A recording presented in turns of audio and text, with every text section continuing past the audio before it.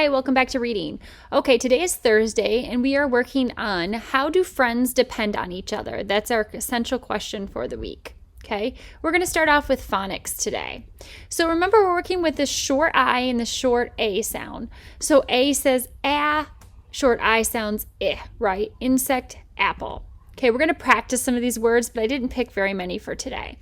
Okay, so if we have tan, t, a, n, that has the short A sound in it. Wa, eh, l, that is the short I sound in it. Now I want you to try this one out loud. Ham has the short what in it? A, right? Let's do this one. And that has the short what in it? I sound.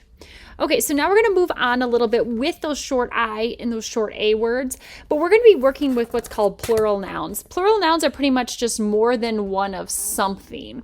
So for instance, if I had hat, if I had one hat, if I add an S to it, it's more than one hat, right?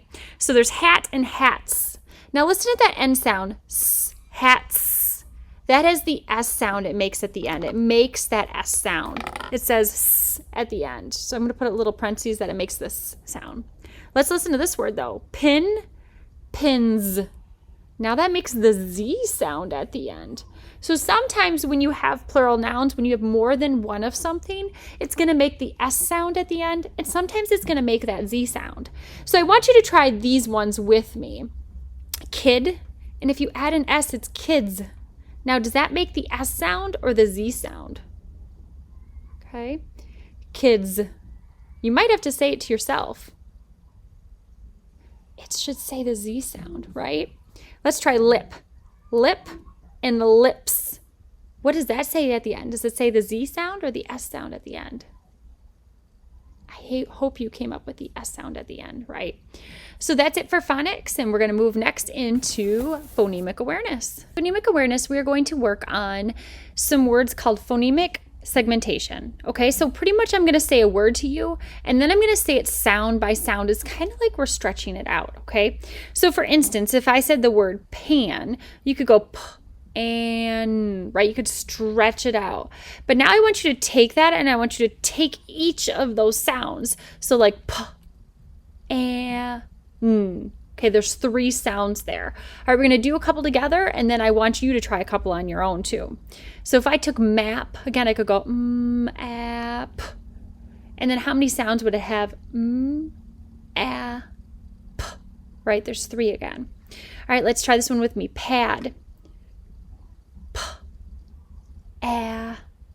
D. There's 3 sounds, right? Try him. There should be 3 again. All right, now I want you to try rap on your own. How many sounds did you get? 3. I hope 3. All right, I want you to do one more. Do bib. How many sounds did you get? I hope you got 3 again. Okay, so that is it for phonemic awareness for today. We're going to move on to comprehension. Okay, so our strategy that we've been working on is visualizing this week. Remember, when you visualize something, you use the words and pictures from a story to create pictures in your mind. You're kind of creating like a video in your mind, which helps you to understand stories better, okay? But then now we're going to focus on this part of the visualization in your mind. We're going to retell key details.